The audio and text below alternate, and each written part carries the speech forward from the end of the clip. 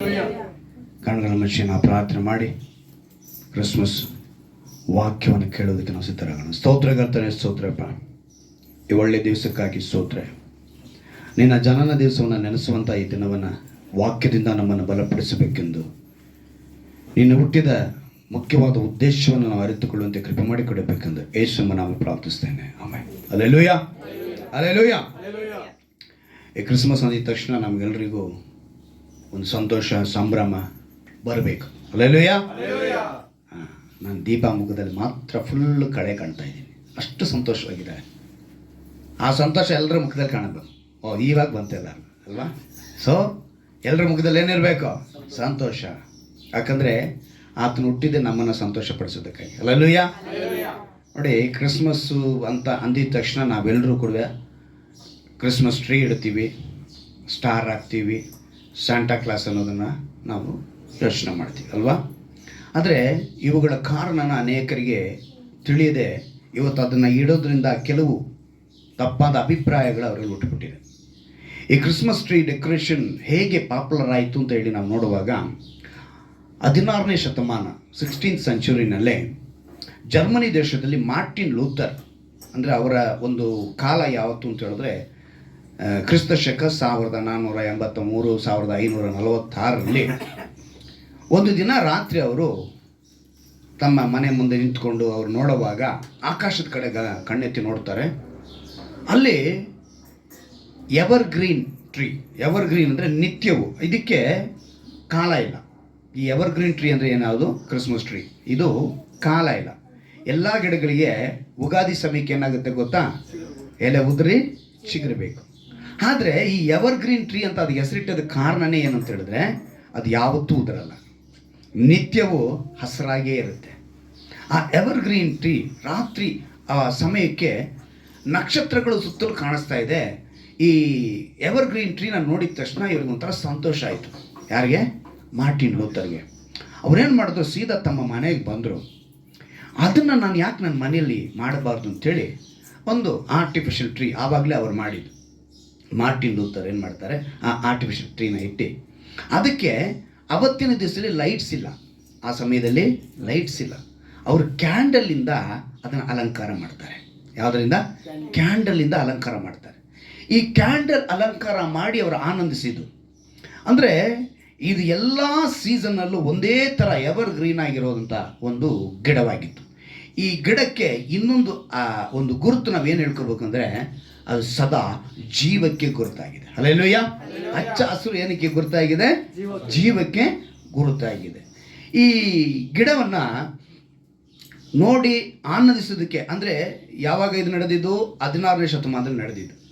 ಆದರೆ 18ನೇ ಶತಮಾನಕ್ಕೆ ಬರುವಾಗ queen Victoria ಏನು ಮಾಡಿದ್ರು, ಅವರ ಜೊತೆ ಪ್ರಿನ್ಸ್ ಆಲ್ಬರ್ಟ್ ಇವರೇನು ಮಾಡ್ತಾರೆ, ಕ್ರಿಸ್ತ ಶಕ 1840ರಲ್ಲಿ ಇದೇ ರೀತಿ ಕ್ರಿಸ್ಮಸ್ ಟ್ರೀಗೆ ಅಲಂಕಾರ ಮಾಡಿ ಅವತ್ತು ಮತ್ತೆ ಅದು ಆರಂಭ ಆಗುತ್ತೆ. ಆ ಸಮಯದಲ್ಲಿ ಕ್ವೀನ್ ವಿಕ್ಟೋರಿಯಾ ಮೂಲಕ ಇದು ಇಡೀ ದೇಶ, ಪ್ರಪಂಚ ಪೂರ್ತಿಯಾಗಿ ವ್ಯಾಪಿಸಲ್ಪಡ್ತು. ಆವಾಗ ಪಾಪ್ಯುಲರ್ ಆಯಿತು. ಕ್ರಿಸ್ಮಸ್ ಟ್ರೀಗೆ ಏನು ಮಾಡಬೇಕು? ಒಂದು ಅಲಂಕಾರ ಮಾಡಿ, ಅಂದರೆ ಆ ಜೀವನ ನಮ್ಮ ಮನೆಗಳಲ್ಲಿ ಇಡಬೇಕು ಅನ್ನೋ ಒಂದು ಗುರುತಾಗಿ ಜೀವವಾಗಿರುವಂಥ ದೇವರನ್ನ ನೆನೆಸುವುದಕ್ಕೆ ಆ ಟ್ರೀನ ಇಟ್ಟು. ಅಂದರೆ ಆ ಸಮಯದಲ್ಲಿ ಆ ದೇವದೂತರು ಗೊಂಬೆ ಇಡೋದು, ಕ್ಯಾಂಡಲ್ಸ್ಗೆ ಬದಲಾಗಿ ಕಾಲ ಬದಲಾದಂಗೆ ಲೈಟ್ಸ್ಗಳನ್ನ ಅರೇಂಜ್ ಮಾಡೋದು, ಹೀಗೆ ಆ ಎವರ್ ಗ್ರೀನ್ ಟ್ರೀ ಬಂದ್ಬಿಟ್ಟು ಜೀವಕ್ಕೆ ಗುರುತಾಗಿ ಕ್ರಿಸ್ತನು ನಮಗಾಗಿ ಹುಟ್ಟಿದನು ಎಂಬುದಕ್ಕೆ ಗುರುತಾಗಿ ಅದನ್ನು ಸಂಭ್ರಮಿಸುವುದಕ್ಕೆ ಆವತ್ತಿನ ದಿವಸದಲ್ಲಿ ಆರಂಭಿಸಿದರು. ಅದೇ ರೀತಿಯಾಗಿ ಈ ಸಾಂಟಾ ಕ್ಲಾಸ್ ಕೂಡ, ಈ ಸಾಂಟಾ ಕ್ಲಾಸ್ ಬಗ್ಗೆ ಕೂಡ ನೀವು ತಿಳ್ಕೋಬೇಕು. ನೀವು ತಿಳ್ಕೊಂಡ್ರೆ 4 ಜನರಿಗೆ ಹೇಳೋಕ್ಕೆ ಸಾಧ್ಯ ಇಲ್ಲ. ಅಂತ ಹೇಳಿದ್ರೆ ನೀವು ಈ ಕ್ರಿಸ್ಮಸ್ ಹಬ್ಬದ ಒಂದು ಸಂಭ್ರಮನ ನಮ್ಮನ್ನು ಕೆಲವರು ತುಳಿದಾಕುವಂಥ ಪರಿಸ್ಥಿತಿಯಲ್ಲಿ ಕೊಂಡೊಯ್ತಾರೆ. ಈ ಸಾಂಟಾ ಕ್ಲಾಸ್ ಅನ್ನೋದು ನಿಜವಾಗ್ಲೂ ಕ್ರಿಸ್ಮಸ್ ತಾತದ ಒಂದು ರಿಯಲ್ ಸ್ಟೋರಿ. ಏನು ಅಂತ ಹೇಳಿದ್ರೆ, ಯಾರನ್ನ ಕೇಳಿದ್ವಿ, ನಿಮ್ಮನ್ನು ಕೇಳಿ ನೀವೇನು ಹೇಳ್ತೀರಾ? ನಮಗೆ ಚಾಕ್ಲೇಟ್ ಕೊಡುವಂಥದ್ದು, ಒಂದು ವೇಷ ಹಾಕ್ಕೊಂಡು ಬರೋರು, ಒಂದು ಸಂತೋಷ ಪಡಿಸೋರು ಅಂತಲೇ ನೀವು ಹೇಳ್ತೀರಾ. ಆದರೆ ಈ ಸಾಂಟಾ ಕ್ಲಾಸ್ ಸಂಭ್ರಮಿಸುವುದು ಮುಖ್ಯವಾಗಿ ಸೇವೆ ಮಾಡುವಂಥ ಅರ್ಥ. ಸಾಂಟಾ ಕ್ಲಾಸ್ಗೆ ಅದೇನಂತ ಹೇಳಿದ್ರೆ ಸಂಭ್ರಮಿಸುವುದಲ್ಲ, ಸೇವೆ ಮಾಡುವುದು. ನಿಜವಾದ ಹೆಸರು, ಆತನ ಹೆಸರು ಸೇಂಟ್ ನಿಕೋಲಸ್. ಏನು ಹೆಸರು? ಅವರ ಹೆಸರು ಸೇಂಟ್ ನಿಕೋಲಸ್. ಇವರು ಕಾಲಕ್ರಮೇಣ ಮನುಷ್ಯನ ಬಾಯಲ್ಲಿ ಸೆಂಟ್ ನಿಕೋಲಸ್ ಹೋಗಿ ಸಾಂಟಾ ಕ್ಲಾಸ್ ಅಂತ ಆಯಿತು. ಇವರು ಏನಕ್ಕೆ ಆ ರೀತಿ ಅಂದರೆ, ಇವರು ಕೂಡ ಸುಮಾರು 4ನೇ ಶತಮಾನದಲ್ಲಿ, ಎಷ್ಟನೇ ಶತಮಾನ? 4ನೇ ಶತಮಾನದಲ್ಲಿ ಬಡ ಮಕ್ಕಳಿಗೆ, ಅಂದರೆ ಅವರು ಏನು ಯೋಚನೆ ಮಾಡೋದು ಅಂತ ಹೇಳಿದ್ರೆ, ಕ್ರಿಸ್ತನ ಜನನವನ್ನು ನೆನೆಸ್ಕೊಳ್ಬೇಕು, ಅದನ್ನು ನಾನು ಏನಾದ್ರು ಮಾಡಿ ಒಂದು ವ್ಯತ್ಯಾಸವಾಗಿ ಮಾಡಬೇಕು ಅನ್ನೋದಕ್ಕೋಸ್ಕರ ಆ ಸಮಯದಲ್ಲಿ ಅವ್ರು ಏನು ಮಾಡೋದು ಅಂತ ಹೇಳಿದ್ರೆ, ಬಡ ಮಕ್ಕಳಿಗೆ ಉಡುಗೊರೆ ಕೊಡೋದು, ಗಿಫ್ಟ್ ಕೊಡೋದು, ಇದನ್ನು ಅಭ್ಯಾಸ ಮಾಡ್ಕೊಂಡಿದ್ರು. ವರ್ಷಕ್ಕೆ 1 ಸಲ ಅದನ್ನು ಮಾಡೋದು. ಈ ಸೆಂಟ್ ನಿಕೋಲಸ್ ಮಾಡುವಂಥ ಒಂದು ಮುಖ್ಯವಾದ ವಿಷಯ ಏನು ಅಂತ ಹೇಳಿದ್ರೆ, ವೇಷ ಬದಲಾಯಿಸ್ಕೊಂಡು, ಮಾರು ವೇಷ ಅಂದರೆ ಒಬ್ಬ ತಾತನ ವೇಷ ಹಾಕ್ಕೊಂಡು ಆ ವ್ಯಕ್ತಿ ಏನು ಮಾಡಿದ್ರು, ಬಡವರಿಗೆ, ಮಕ್ಕಳಿಗೆ, ವಿಧವೆಯರಿಗೆ ಏನು ಗಿಫ್ಟ್ ಕೊಡುವಂಥ ಅಭ್ಯಾಸವನ್ನು ಮಾಡೋದು. ಅಂದರೆ ಅದರ ಮೂಲಕ ಏನಾದ್ರು ದೇವರಿಗೆ ಮಹಿಮೆ ಆಗಲಿ ಅಂತ ಹೇಳಿ, ಅದು ಹೇಗೆ ಅಂತ ಹೇಳಿದ್ರೆ ಸರ್ಪ್ರೈಸ್ ಗಿಫ್ಟ್. ಹೇಗೆ? ಸರ್ಪ್ರೈಸ್ ಅಂದರೆ ಅವ್ರಿಗೆ ಗೊತ್ತಿಲ್ಲದಂಗೆ ಕೊಡೋದು. ಇವತ್ತು ಅನೇಕ ಕಂಪನಿಗಳಲ್ಲಿ, ನಮ್ಮ ಕಂಪನಿಗಳು ಕೂಡ ಮಾಡ್ತಾರೆ, ಏನಂತೆ ಸರ್ಪ್ರೈಸ್ ಸಾಂಟಾ ಗಿಫ್ಟ್ ಅಂತ. ಏನಂತೆ ಸರ್ಪ್ರೈಸ್ಡ್ ಸಾಂಟಾ ಗಿಫ್ಟ್. ತುಂಬ ಕಂಪನಿ, IT ಕಂಪ್ನಿಗಳು ಕೂಡ ಮಾಡ್ತಾರೆ ಇದೆಲ್ಲ. ಏನಂತೆ ಅವ್ರ ಹೆಸರು ಬದಲಾಗ್ತಾರೆ, ಅವ್ರ ಹೆಸರಿಗೆ ಅಲ್ಲಿ ಸರ್ಪ್ರೈಸ್ ಆಗಿ. ನಮ್ಮ ಕಂಪನಿಯಲ್ಲಿ ಇರೋರೆಲ್ಲರೂ ಕೂಡ ಬೇರೆ ಜನವಾದರೂ ಕೂಡ ಈ ಹಬ್ಬಗಳನ್ನ, ಕ್ರಿಸ್ಮಸ್ ಟ್ರೀ ಇಟ್ಕೊಳ್ತಾರೆ, ಸಾಂಟಾ ಕ್ಲಾಸ್ ಮಾಡ್ತಾರೆ. ಇವತ್ತು ಲೋಕಪೂರ್ತಿಯಾಗಿ ಇದನ್ನು ಆಚರಿಸುವುದಕ್ಕೆ 1863ರಲ್ಲಿ ಸಾಂಟಾ ಕ್ಲಾಸ್ ಈ ರೂಪ ಇರಬಹುದು ಅಂತೇಳಿ ಥಾಮಸ್ ನೆಕ್ಸ್ಟ್ ಅನ್ನೋ ವ್ಯಕ್ತಿ ಒಂದು ಚಿತ್ರ ಬಿಡಿಸ್ತಾನೆ. 4ನೇ ಶತಮಾನದಲ್ಲಿ ನಡೆದಿದ್ನ, ಎಷ್ಟನೇ ಶತಮಾನದಲ್ಲಿ? 18ನೇ ಶತಮಾನದಲ್ಲಿ ಒಬ್ಬ ವ್ಯಕ್ತಿ ಏನು ಮಾಡ್ತಾನೆ, ಈ ರೀತಿಯಾಗಿ ಆ ವ್ಯಕ್ತಿ ಇರಬಹುದು ಅಂತೇಳಿ ಒಂದು ಚಿತ್ರ ಬಿಡಿಸ್ದ. ಆ ಚಿತ್ರನೇ ಇವತ್ತು ಕೂಡ ನಾವು ಕಾಣುವಂಥ ಸಾಂಟಾ ಕ್ಲಾಸ್ ಚಿತ್ರ. ಆದರೆ ಆತನು ನೆನೆಸಿ ಬಿಡಿಸಿದಂಥ ಚಿತ್ರವೇ ಹೊರತು ಆತನೇ ಅಂತ ಹೇಳೋದಕ್ಕೆ ಸಾಧ್ಯವಿಲ್ಲ. ಆ ರೀತಿಯಾಗಿ ಆ ಚಿತ್ರ ಬಿಡಿಸಿ, ಆ ವ್ಯಕ್ತಿ ಚಿತ್ರ ಬಿಡಿಸಿದಂಥ ಚಿತ್ರ ಪಾಪ್ಯುಲರ್ ಆಯಿತು. ಸ್ವಲ್ಪ ಕಾಲದ ನಂತರ ಈ ಕೊಕೊ ಕೋಲಾ ಕಂಪನಿ ಇದೆಯಲ್ಲ, ಇವರು ತಮ್ಮ ಜಾಹೀರಾತುಗಾಗಿ, ಅಡ್ವರ್ಟೈಸಿಂಗಾಗಿ 1931ರಲ್ಲಿ ಅವರ ಹತ್ರ ಕೆಲಸ ಮಾಡುವಂಥ ಕೆಲವರಿಗೆ ಆ ಡ್ರೆಸ್ಸನ್ನ ಕೊಟ್ಟು ಅದರ ಮೂಲಕ ಜಾಹೀರಾತು ಮಾಡಿ ಅವ್ರ ಕಂಪನಿ ಹೆಸರನ್ನ ಮುಂದಕ್ಕೆ ತರೋದಕ್ಕೆ ಯೋಚನೆ ಮಾಡೋದು. ಅಂದರೆ ಒಂದು ವ್ಯಾಪಾರಕ್ಕೆ ಉಪಯೋಗಿಸಲ್ಪಟ್ಟರು. ಆದರೆ ಒಂದು ದಿವಸ ಸಾಂಟಾ ಕ್ಲಾಸ್ ಬಡವರಿಗೂ ವಿಧವೆಯರಿಗೂ ಗಿಫ್ಟ್ ಕೊಡೋದಕ್ಕೆ ಇದ್ದಂಥ ನಿಜ ಸೇವೆ, ಕ್ರೈಸ್ತನಾಗಿ ಬದುಕಿದಂಥ ಆ ಸೇವೆ, ಆದರೆ ಒಂದು ದಿವಸ ಎಲ್ಲಿಗೆ ಬಂತು? ಒಂದು ವ್ಯಾಪಾರದ ಅಡ್ವರ್ಟೈಸ್ಗೆ ಹೋಯಿತು. ಇವತ್ತು ಕೂಡ ನಾವು ಅದೇ ರೀತಿ ಸ್ವಾರ್ಥಿಗಳಾಗಿದ್ದೀವಿ. ಬರೀ ಸಾಂಟಾ ಕ್ಲಾಸ್ ಅನ್ನೋದು ನಮ್ಮ ಸ್ವಾರ್ಥಕ್ಕೆ ಉಪಯೋಗಿಸ್ಕೊಂಡು ನಾವು ಯಾರಿಗೂ ಗಿಫ್ಟ್ ಕೊಡುವಂಥವರಾಗಿಲ್ಲ.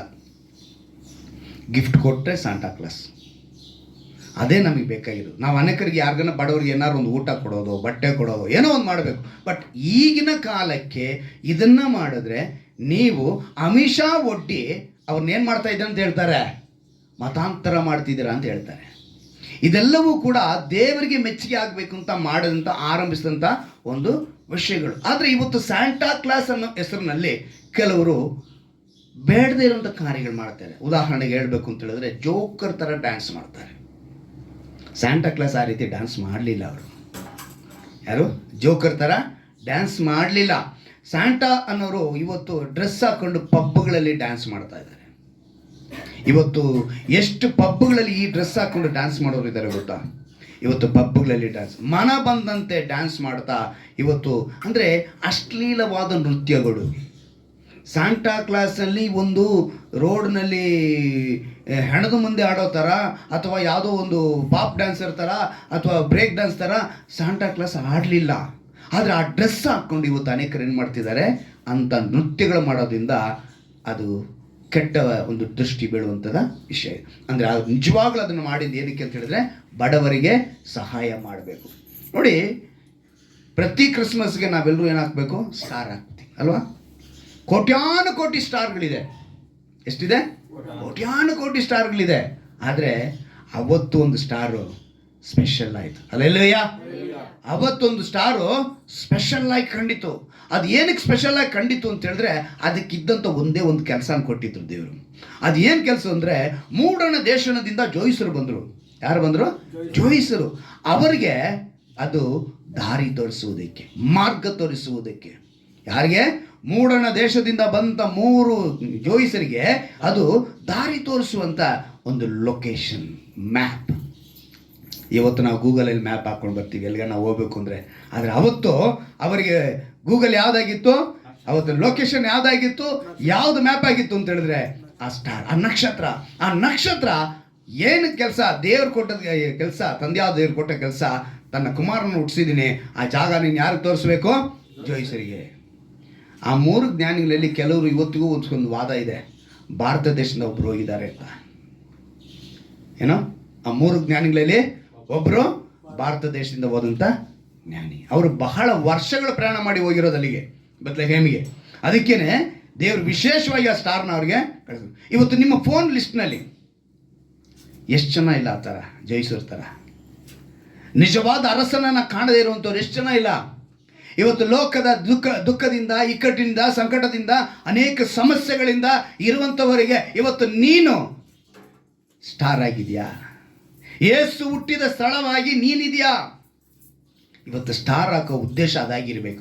ನೀನು ಅನೇಕರಿಗೆ ಮಾರ್ಗ ತೋರಿಸುವಂಥವರಾಗಿರ್ಬೇಕು. ಅವರ ಸಮಸ್ಯೆಗೆ ಪರಿಹಾರ ಎಲ್ಲಿದೆ, ಅವರ ಸಂತೋಷಕ್ಕೆ ದಾರಿ ಎಲ್ಲಿದೆ, ಅವ್ರಿಗೆ ಬಿಡುಗಡೆಗೆ ದಾರಿ ಎಲ್ಲಿದೆ, ಆ ಲೊಕೇಶನ್ ನೀನಾಗಬೇಕು. ಆಗ ಆ ಸ್ಟಾರ್ ನೀನಾಗ್ತೀಯ. ಹಲ್ಲೆಲೂಯಾ. ಪರಿಹಾರಕ್ಕೆ ಗುರುತಾಗಿರಬೇಕು. ಇವತ್ತು ಸ್ಟಾರ್ ಹಾಕೋ ಉದ್ದೇಶ ಅದಿರಬೇಕು. ನಮ್ಮ ಮನೆ ಮೇಲೆ ಹಾಕ್ತೀವಿ, ಸಭೆಗಳ ಮೇಲೆ ಹಾಕ್ತೀವಿ, ಆದರೆ ಇವತ್ತು ನೀನು ಆ ಸ್ಟಾರ್ ಥರ ಲೊಕೇಶನ್ ಆಗಿದೆಯಾ? ಅನೇಕರು ಅಳಿದು ಹೋದ ಆತ್ಮಗಳಿಗೆ ನೀನೇನಾಗಬೇಕು?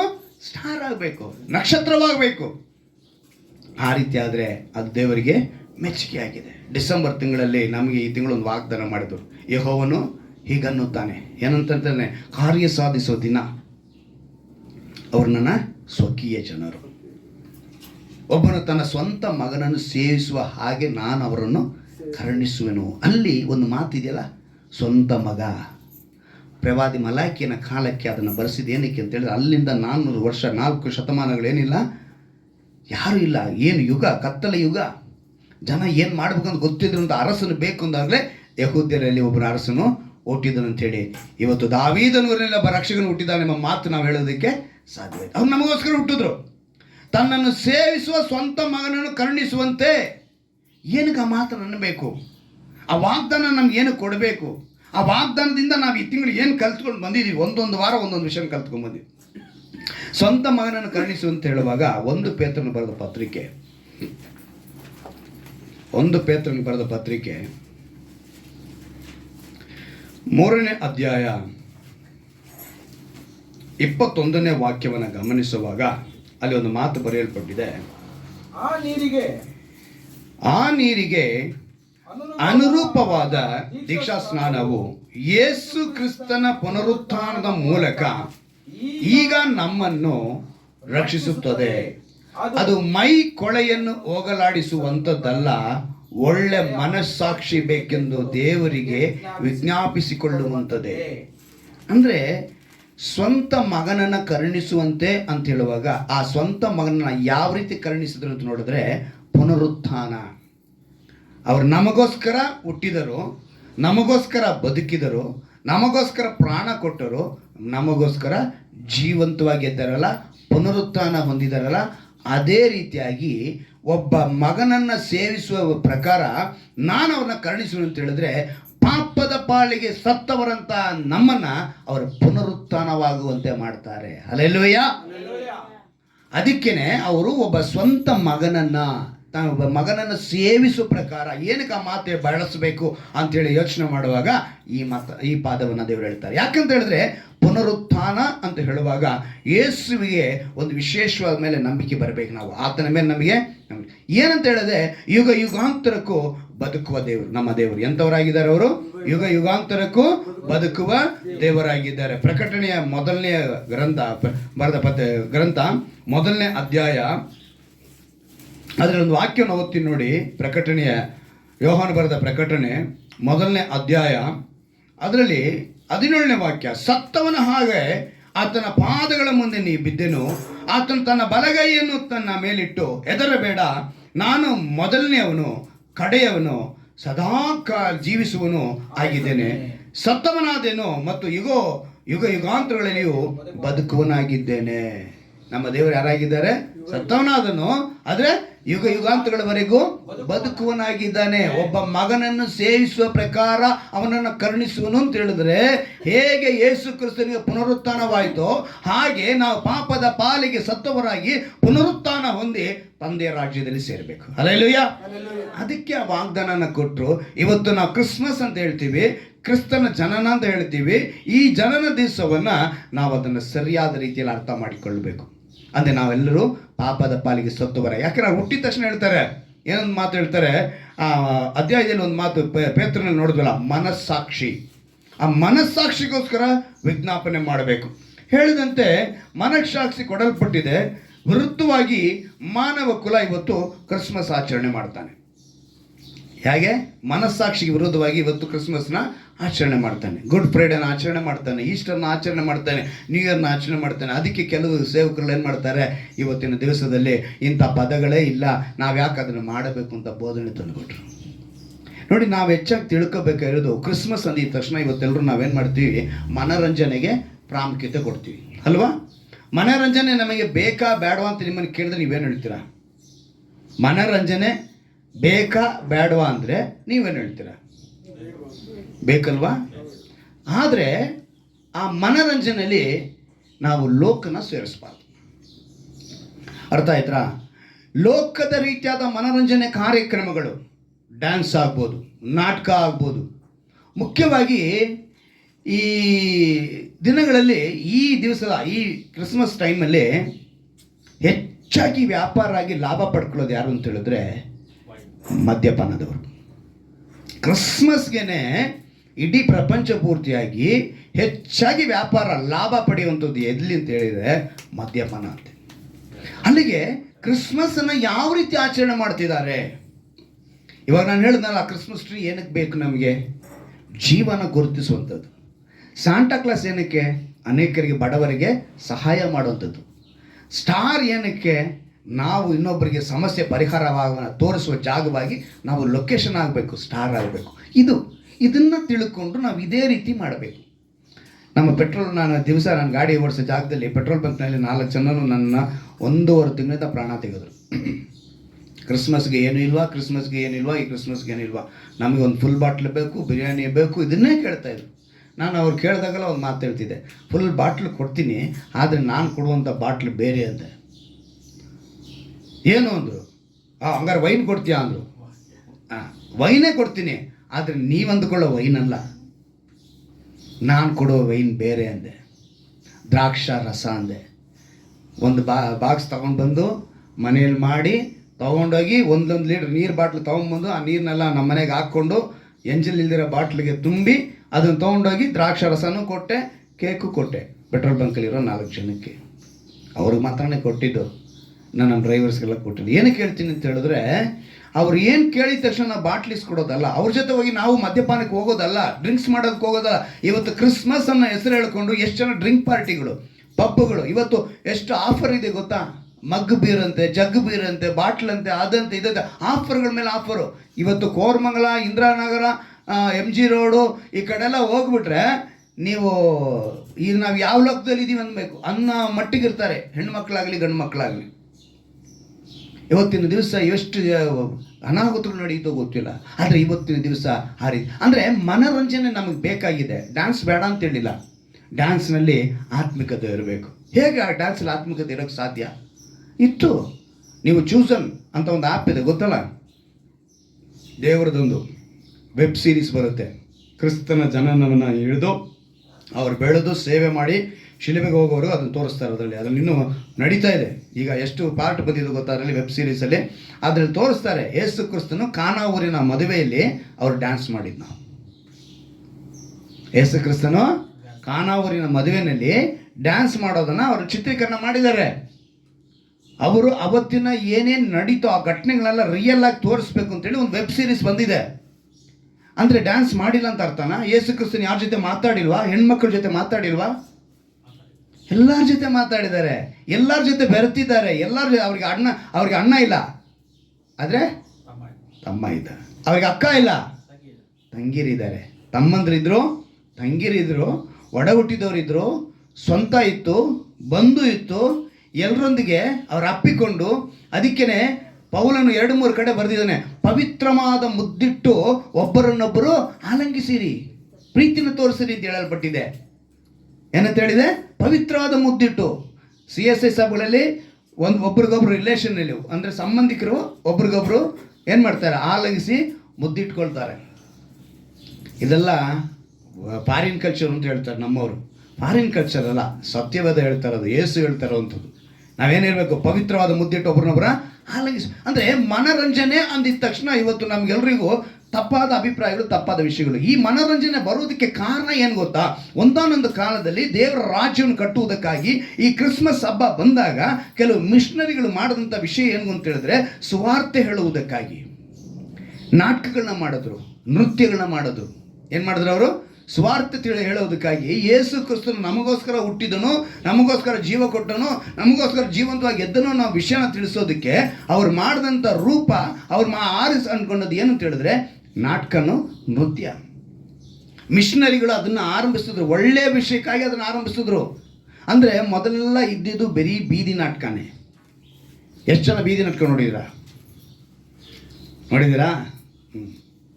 ಬೀದಿ ನಾಟಕ. ಆ ಬೀದಿ ನಾಟಕದ ನಂತರ ಬಯಲು ರಂಗ ಮಂಟಪ. ಯಾವುದು? ಬಯಲು ರಂಗ ಮಂಟಪ. ಟೆಕ್ನಾಲಜಿ ಇಂಪ್ರೂವ್ ಆಯಿತು.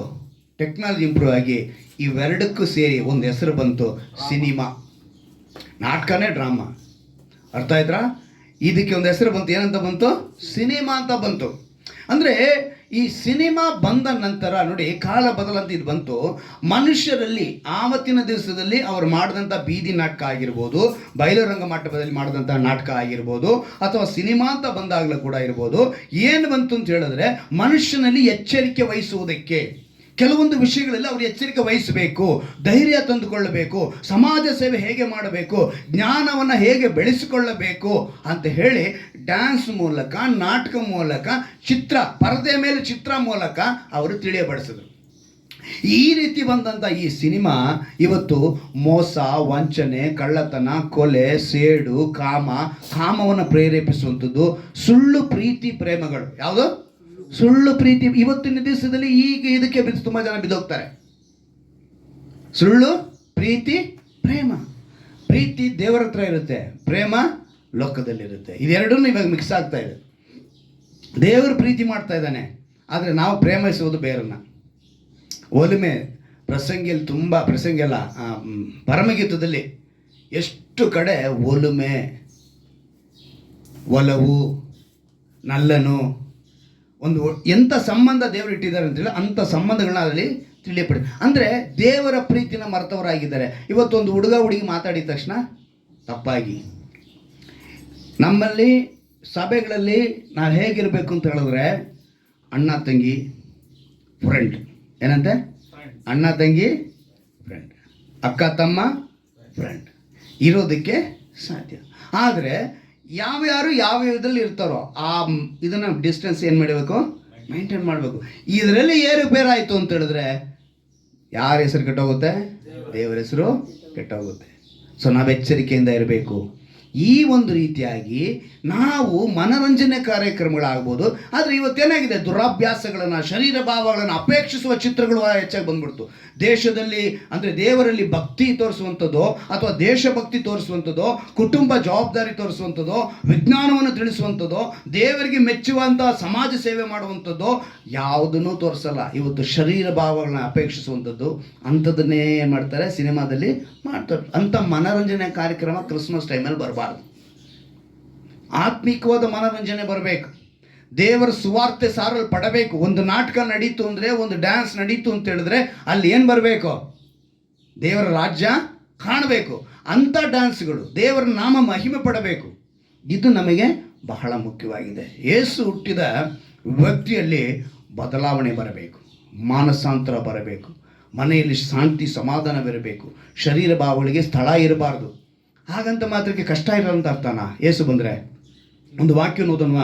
ಇಬ್ರಿಯರಿಗೆ ಬರೆದ ಪತ್ರಿಕೆ 2ನೇ ಅಧ್ಯಾಯ. ಇಬ್ರಿಯರಿಗೆ ಬರೆದ ಪತ್ರಿಕೆ 2ನೇ ಅಧ್ಯಾಯ. ಇಬ್ರಿಯರಿಗೆ ಬರೆದ ಪತ್ರಿಕೆ 2ನೇ ಅಧ್ಯಾಯ. ಓದ್ತೀನಿ, ಗಮನ ಇಟ್ಟು ಕೇಳಿ.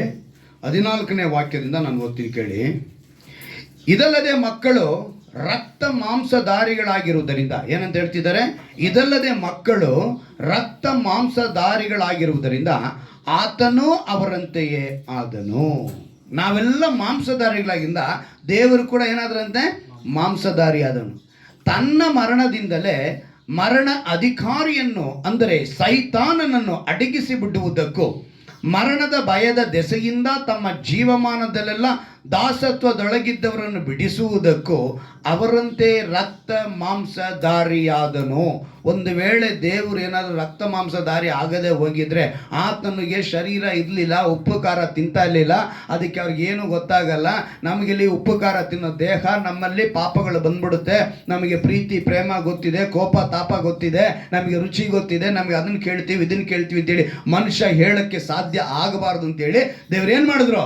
ಆತನು ಮಾಂಸಧಾರಿಯಾಗಿ ಆತನ ಕಣ್ಣು ಮುಂದೆ, ಆತನ ಯೌವನಸ್ಥನಾಗಿ ಆತನ ಮುಂದೆ ಅನೇಕರು ಯಾವ ರೀತಿ ಬದುಕುವುದನ್ನ ಕಂಡರೂ ಕೂಡ ತಾನು ಶರೀರದಲ್ಲಿದ್ದಾಗ ಹೇಗೆ ತನ್ನನ್ನು ಅಡಗಿಸಿ ಇಟ್ಟುಕೊಳ್ಳಬಹುದು, ಕಂಟ್ರೋಲ್ನಲ್ಲಿ ತನ್ನ ಶರೀರವನ್ನು ಇಟ್ಟುಕೊಳ್ಳಬಹುದನ್ನು ತೋರಿಸ್ಕೊಟ್ರು. ಆ ರೀತಿ ತೋರಿಸಿಕೊಟ್ಟು ಅವ್ರು ಏನು ಹೇಳ್ತಿದ್ದಾರೆ ನೋಡಿ, ರಕ್ತ ಮಾಂಸಧಾರಿಯಾದನು, ಆತನು ದೇವದೂತರನ್ನು ಹಿಡಿದವನೆಂದು ಬರೆದಿಲ್ಲ. ಯಾರನ್ನ ಹಿಡಿದವನೆಂದು ಬರೆದಿಲ್ಲ?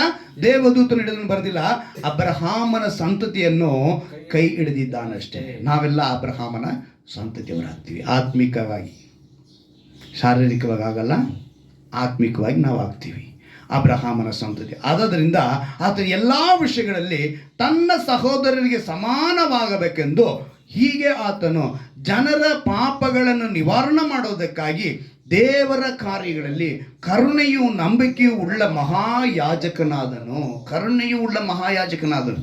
ಈಗ ಗಮನಿಸಬೇಕು, ತಾನೇ ಶೋಧಿಸಲ್ಪಟ್ಟು ಬಾಧೆಯನ್ನು ಅನುಭವಿಸುವುದರಿಂದ ಶೋಧಿಸಲ್ಪಡುವವರಿಗೆ ಸಹಾಯ ಮಾಡುವುದಕ್ಕೆ ಶಕ್ತನಾಗಿದ್ದಾನೆ. ಹಲ್ಲೆಲೂಯಾ. ಒಂದು ಹೋಟ್ಲಿಗೆ ಹೋಗಿ ನಾನು ಮಸಾಲೆ ದೋಸೆ ತಿಂದು ರುಚಿಯಾಗಿದೆ ಅಂತ ಹೇಳಿದ್ರೆ ನಾನು ಆ ಹೋಟ್ಲಲ್ಲಿ ತಿಂದಿದ್ದಕ್ಕೆ ಹೇಳಕ್ಕೆ ಸಾಧ್ಯ. ಹಾಗೆ ನೀವು ಒಂದು ವಿಷಯನ ಹೇಳಬೇಕು ಅಂತ ಹೇಳಿದ್ರೆ, ಇಲ್ಲ ನಾನು ಒಂದು ವಿಷಯ ಹೇಳಬೇಕು ಅಂದರೆ ಏನಾಗಿರಬೇಕು? ಅನುಭವ ಬೇಕಿರಬೇಕು. ಅದನ್ನೇ ಯೇಸು ಇಲ್ಲಿ ಹೇಳ್ತಾರೆ. ತಾನೇ ಶೋಧಿಸಲ್ಪಟ್ಟು ಅನುಭವ ಬಂದಿರೋದ್ರಿಂದ ಅವರೆಲ್ಲರಿಗೂ ಸಹಾಯ ಮಾಡೋದಕ್ಕೆ ಶಕ್ತಿ ಉಳ್ಳ ದೇವರಾಗಿದ್ದಾರೆ. ಇವತ್ತು ನೀವು ಈ ಕ್ರಿಸ್ಮಸ್ ದಿವಸ ತಿಳ್ಕೋಬೇಕಾಗಿರೋದು, ನಾವು ಯಾರಾಗಿದ್ದೀವಿ. ಮನರಂಜನೆಗೆ ಸ್ಥಳ ಕೊಡಬಾರ್ದು. ಆ ಮನರಂಜನೆಯಲ್ಲಿ ದೇವರನ್ನು ನಾವು ಕಾಣಬೇಕು. ಮನರಂಜನೆ ಮನುಷ್ಯನಿಗೆ ಮುಖ್ಯ, ಆದರೆ ಅದರಲ್ಲಿ ಯಾರು ಕಾಣಬೇಕು? ದೇವರು. ಲೋಕ ಬರಬಾರದು. ಕ್ರಿಸ್ಮಸ್ ಟ್ರೀ ಇಡ್ಬೋದು, ಆದರೆ ಅಲ್ಲಿ ಏನು ಕಾಣಬೇಕು? ಜೀವ ಕಾಣಬೇಕು. ಸಾಂಟಾ ಕ್ಲಾಸ್ ಹೇಳ್ತೀರಾ, ಸಾಂಟಾ ಕ್ಲಾಸ್ ಡ್ರೆಸ್ ಹಾಕ್ತೀರಾ, ಸಾಂಟಾ ಕ್ಲಾಸ್ ಬಗ್ಗೆ ತಿಳ್ಕೊತೀರಾ, ನೀವು ಅನೇಕರಿಗೆ ಸಹಾಯ ಮಾಡುವವರಾಗಿರಬೇಕು.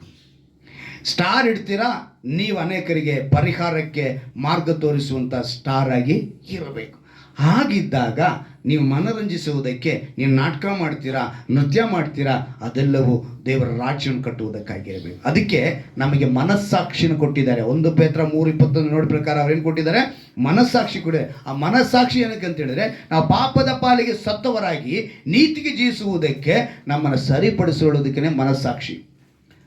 ನಿಮ್ಮನ್ನು ಲಾಸ್ಟ್ ಟೈಮ್ ಕೂಡ ಕೇಳಿದೆ, ಹೃದಯ ಎಲ್ಲಿದೆ ಅಂತ ಕೇಳಿದೆ. ಎಲ್ಲಿದೆ ಅಂತ ಹೇಳಿದ್ರಿ? ಅದಕ್ಕೆ ಇನ್ನೊಂದು ಮಾತು ಹೇಳಿದೆ. ಏನಂತ ಹೇಳಿದೆ? ಎದೆ. ಏನದು? ಎದೆ ಅಲ್ವಾ? ಎದೆ ಆಪ್ರೇಷನ್ ಅಂತ ಯಾರು ಹೇಳಲ್ಲ ಡಾಕ್ಟ್ರುಗಳು. ಕೆಲವರು ಹೇಳ್ತಾರೆ ಎಲ್ಲರೂ ಹೃದಯ ಆಪ್ರೇಷನ್ ಅಂತ ಹೇಳೋದು. ಆದರೆ ಎದೆಗೆ ಏನು ಕೆಲಸ ಅಂತ ಹೇಳಿ ನೋಡೋಣ. ಏನು ಕೆಲಸ ಅದಕ್ಕೆ? ಅದು ಸರಿಯಾಗಿ ಹೇಳ್ಬೇಕು ನೀವು.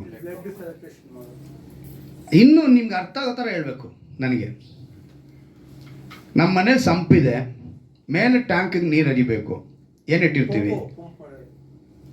ಮೋಟ್ರು. ಏನ? ಮೋಟ್ರು. ಈ ಮೋಟ್ರ್ ಏನು ಮಾಡುತ್ತೆ? ಕೆಳಗಿರೋ ನೀರನ್ನ ಮೇಲಕ್ಕೆ ತಳ್ಳುತ್ತೆ. ಸೇಮ್ ಕೆಲಸ ಯಾವುದಕ್ಕೆ? ಎದೆಗೆ. ಅದೇನು ದೊಡ್ಡ ವಿಷಯ ಅಲ್ಲ. ಆದರೆ ಮನಸ್ಸು ಅನ್ನೋದಿದೆಯಲ್ಲ, ಅದು ಕಣ್ಣಿಗೆ ಕಾಣದಿರೋದು. ಅದಕ್ಕೇನೆ ದೇವರು ನಮ್ಗೆ ಹೇಳ್ಕೊಟ್ಟಿದ್ದಾರೆ, ನನ್ನ ಮನವೇ ಯೆಹೋವನ. ಏನಕ್ಕೆ? ಮನಸ್ಸು ಕಣ್ಣಿಗೆ ಕಾಣಿಸಲ್ಲ.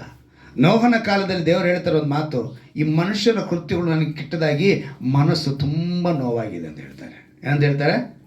ಅಂದರೆ ಅವತ್ತಿಗೂ ಅವ್ರ ಆತ್ಮಿಕ ಶರೀರದಲ್ಲಿದ್ದರು, ಇವತ್ತಿಗೂ ಆತ್ಮಿಕ ಶರೀರದಲ್ಲಿದ್ದಾರೆ.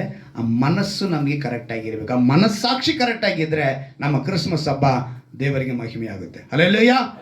ಲೋಕದ ಪ್ರಕಾರ ಆಚರಿಸದಂತೆ ಈ ಆತ್ಮಿಕ ಕ್ರಿಸ್ಮಸ್ ಆಚರಿಸುವಂತ ಅನುಭವ ಕೊಡಿ ಅಂತೇಳಿ ನಾವೆಲ್ಲ ಮೊಣಕಾಲಕ್ಕೆ ಪ್ರಾರ್ಥನೆ ಮಾಡೋಣವಾ? ಎಲ್ಲರೂ ಮೊಣಕಾಲಕ್ಕೋಣ. ಪ್ರಪಂಚವು ನಾನಾ ವಿಧದಲ್ಲಿ ಇವತ್ತು ಕ್ರಿಸ್ಮಸ್ನ ಆಚರಿಸ್ತಾ ಇದೆ. ಆದರೆ ನಾವು ಯಾವ ರೀತಿ ಆಚರಿಸಬೇಕೆಂದು ದೇವರು ನಮಗೆ ತಿಳಿಯಪಡಿಸಿದ್ದಾರೆ. ಕ್ರಿಸ್ಮಸ್ ಟ್ರೀ, ಎವರ್ಗ್ರೀನ್ ಟ್ರೀ, ನಿತ್ಯವೂ ಹಸಿರಾಗಿರುವಂಥ ಆ ಗಿಡ ಜೀವಕ್ಕೆ ಗುರುತಾಗಿರುವಂತೆ ನಾವು ಜೀವಕ್ಕೆ ಗುರುತಾಗಿರಬೇಕು. ಅದೇ ರೀತಿಯಾಗಿ ಸೆಂಟ್ ನಿಕೋಲಸ್ ಕಾಲಕ್ರಮೇಣ ಸೆಂಟಾ ಕ್ಲಾಸ್ ಆಯಿತು. ಆತನು ಬಂದಿದ್ದು ಬಡವರಿಗೆ ಸಹಾಯ, ವಿಧವರಿಗೆ ಸಹಾಯ. ಇವತ್ತು ನೀನು ನಾನು ಅನೇಕರಿಗೆ ಸಹಾಯ ಮಾಡುವುದಕ್ಕೆ ಗುರುತಾಗಿರಬೇಕು. ಸ್ಟಾರ್ ಅಂದು 3 ಜೋಯಿಸಿಯನ್ನ ಜ್ಞಾನಿಗಳನ್ನ ಯಹೂದ್ಯರ ಅರಸನಾಗಿ ಹುಟ್ಟಿದಂತ ಯೇಸು ಕ್ರಿಸ್ತನ ಜನನ ಸ್ಥಳವನ್ನು ತೋರಿಸಿದ ಹಾಗೆ ಇವತ್ತು ನಮ್ಮ ಸುತ್ತಮುತ್ತಲಿರುವಂತ ಅನೇಕರು ಸಮಸ್ಯೆಗೆ, ದುಃಖಕ್ಕೆ, ಸಮಾಧಾನವಿಲ್ಲದೆ ಇರುವಂತ ಪ್ರತಿಯೊಬ್ಬರಿಗೂ ಯೇಸು ಇರುವಂತ ಸ್ಥಳಕ್ಕೆ ಕರೆದೊಯ್ಯುವ, ಕೊಂಡೊಯ್ಯುವ, ಮಾರ್ಗ ತೋರಿಸುವ ಸ್ಟಾರ್ ಆಗಿರಬೇಕು. ನಾವು ಒಂದು ಲೊಕೇಶನ್ ಆಗಬೇಕು. ನಾವೇ ಗುರುತಾಗಬೇಕು, ದಾರಿ ಆಗಬೇಕು, ಮಾರ್ಗವಾಗಬೇಕು. ಆತನು ಅನೇಕರಿಗೆ ನಾನೇ ಸತ್ಯವು, ಜೀವವು, ಮಾರ್ಗವು ಅಂತ ಹೇಳಿದ್ದಾನೆ. ಅದೇ ಈ 3 ಗುರುತು: ಸ್ಟಾರ್ ಮಾರ್ಗ, ಕ್ರಿಸ್ಮಸ್ ಟ್ರೀ ಜೀವ, ಸತ್ಯ ಅನೇಕರಿಗೆ ಸಹಾಯ ಮಾಡುವಂಥದ್ದು ಸಾಂಟಾ ಕ್ಲಾಸ್. ಎಲ್ಲವೂ ಯಾವುದಕ್ಕಾಗಿ ಅಂತ ಹೇಳಿದ್ರೆ ದೇವರ ತೀರ್ಮಾನ. ಇವತ್ತು ನೀನು ಮನಸ್ಸಾಕ್ಷಿಗೆ ವಿರೋಧವಾಗಿ ಕ್ರಿಸ್ಮಸ್ ಆಚರಿಸದೆ ಮನರಂಜನೆ ಬೇಕಾಗಿದೆ. ಆತ್ಮಿಕತೆಯಲ್ಲಿ ಮನರಂಜನೆಗೋಸ್ಕರ ಡ್ಯಾನ್ಸ್ ಮಾಡುವ, ನೃತ್ಯಗಳು ಮಾಡುವಂಥದ್ದು ಆತ್ಮಿಕತೆಯಲ್ಲಿರಬೇಕು. ದೇವರು ಆತ್ಮಿಕವಾಗಿಯೂ ಇಟ್ಟಿದ್ದಾರೆ. ಅದನ್ನು ಕಂಡಿಡಿದು ನೀನು ಆತ್ಮಿಕತೆಯಲ್ಲಿ ಬೆಳೆಯುವುದಕ್ಕೆ ನೀನು ಸಿದ್ಧನಾಗಬೇಕು. ಅಂತ ಒಂದು ನಾಟಕವಾಗಿರಲಿ, ಒಂದು ಸಿನಿಮಾ ಆಗಿರಲಿ, ನೀನು ಅದಕ್ಕಾಗಿ ಪ್ರಯತ್ನ ಪಡಬೇಕು. ನಿನ್ನ ಈ ಒಂದು ಸ್ಥಳ ದೇವರಲ್ಲಿ ಭಕ್ತಿ ಬೆಳೆಸುವಂಥದ್ದಾಗಿರಬೇಕು. ಕ್ರಿಸ್ಮಸ್ ಅಲ್ಲಿ ದೇವರ ಭಕ್ತಿ ಬೆಳೆಯಬೇಕು, ದೇಶ ಭಕ್ತಿ ಬೆಳೆಯಬೇಕು, ಕುಟುಂಬ ಜವಾಬ್ದಾರಿ ಬೆಳೆಯಬೇಕು. ನಿನ್ನಂತೆಯೇ ನಿನ್ನ ನೆರೆಯವನನ್ನು ಪ್ರೀತಿಸಿ ಎಂಬ ಮಾತು ನೆರವೇರಬೇಕು. ದೇವರು ಮೆಚ್ಚಿಸುವ ಸಮಾಜ ಕಾರ್ಯಗಳು ನಡೀಬೇಕು. ಮನುಷ್ಯರನ್ನು ಮೆಚ್ಚಿಸುವಂತ ಕಾರ್ಯಗಳಲ್ಲ, ಮನುಷ್ಯರನ್ನು ಮನರಂಜಿಸುವ ಕಾರ್ಯಕ್ರಮಗಳಲ್ಲ. ದೇವರು ಮೆಚ್ಚಿಸುವ ಮನರಂಜನೆ, ದೇವರು ಮೆಚ್ಚಿಸುವ ಸಮಾಜ ಸೇವೆ ಮಾಡುವಂತ ದಿನವಾಗಿ ಕ್ರಿಸ್ಮಸ್ ಆಗಿರಬೇಕು. ಯೇಸು ಕ್ರಿಸ್ತನ ಜನನ ಅನೇಕರಿಗೆ ಆಶೀರ್ವಾದವಾಗಿರಬೇಕು ಎಂಬುದನ್ನು, ಅಳಿದು ಹೋಗುವವರನ್ನ ರಕ್ಷಣೆ ಕಡೆಗೆ ನಡೆಸುವಂತ ಲೊಕೇಶನ್ ಆಗಿ ನಾವಿರಬೇಕು. ಪ್ರತಿ ವಿಶ್ವಾಸಿಗಳು ನಿತ್ಯ ಜೀವಕ್ಕೆ ಗುರುತಾಗಿ ಬೆಳಕನ್ನು ತೋರಿಸುವ ಎವರ್ ಗ್ರೀನ್ ಟ್ರೀ ಆಗಿರಬೇಕು. ಬಡವರಿಗೆ ಗಿಫ್ಟ್ ಕೊಡುವಂತವರಾಗಿರಬೇಕು. ಪ್ರೀತಿ ಭಕ್ತಿ ತುಂಬಿದ ನಿಜ ಕ್ರೈಸ್ತರಾಗಿ ಯೇಸುವಿನ ಜನನವನ್ನು ಆಚರಿಸುವಂತೆ ನೀನು ಕೃಪೆ ಮಾಡು ಎಂದು ನಾವು ಬೇಡಿಕೊಳ್ಳೋಣ. ಸ್ತೋತ್ರ ಕರ್ತನೆ, ಸ್ತೋತ್ರ. ಈ ಅನುಭವಗಳಿಗೆ ನಾವು ನಡೆಸು ಅಂತೇಳಿ ಯಾರ್ಯಾರು ಬೇಡಿಕೊಳ್ಳುತ್ತಿದ್ದಾರೋ ಈ ಕ್ರಿಸ್ಮಸ್ ದಿವಸದ ಆಶೀರ್ವಾದ ಪ್ರತಿಯೊಬ್ಬರು ಯೇಸು ಕ್ರಿಸ್ತನ ನಾಮದಲ್ಲಿ ಉಂಟಾಗಲಿ ನಾವು ಪ್ರಾರ್ಥಿಸ್ತೇನೆ. ಈ ವಾಕ್ಯವನ್ನು ಕೇಳುವಂತ ಪ್ರತಿಯೊಬ್ಬರಿಗೂ ಕ್ರಿಸ್ಮಸ್ ಸಂದೇಶವು ಆಶೀರ್ವಾದವಾಗಿರಬೇಕು ನಾವು ಪ್ರಾರ್ಥಿಸ್ತೇನೆ. ಈ ವಾಕ್ಯವನ್ನು ಕೇಳುವಂತ ಯಾರೇ ಆಗಿದ್ದರೂ ಕೂಡ ನಿಜ ಕ್ರಿಸ್ಮಸ್ ಇಂತಹುದೇ ಎಂಬುದನ್ನು ಅರಿತುಕೊಳ್ಳುವಂತೆ ಎಲ್ಲರಿಗೂ ನೀನು ಕೃಪೆ ಮಾಡಬೇಕೆಂದು ನಮ್ಮ ರಕ್ಷಕನ ವಿಮೋಚಕನಾಗಿರುವ ಯೇಸು ಕ್ರಿಸ್ತನ ನಾಮದಲ್ಲಿ ಪ್ರಾರ್ಥಿಸಿ ಬೇಡುವಂತ ಜೀವನ ತಂದೆಯೇ, ಆಮೆನ್. ನನ್ನ ಮನವೇ ಕರ್ತನನ್ನು ಕೊಂಡಾಡು, ನನ್ನ ಸರ್ವೇಂದಿಗಳೇ ಆತನ ಪವಿತ್ರ ನಾಮವನ್ನು ಕೀರ್ತಿಸಿರಿ. ನನ್ನ ಮನವೇ ಕರ್ತನನ್ನು ಕೊಂಡಾಡು, ಕರ್ತನು ಮಾಡಿದ ಉಪಕಾರ ಒಂದನ್ನು ಮರೆಯಬೇಡ. ಆಮೆನ್. Hallelujah, hallelujah, hallelujah.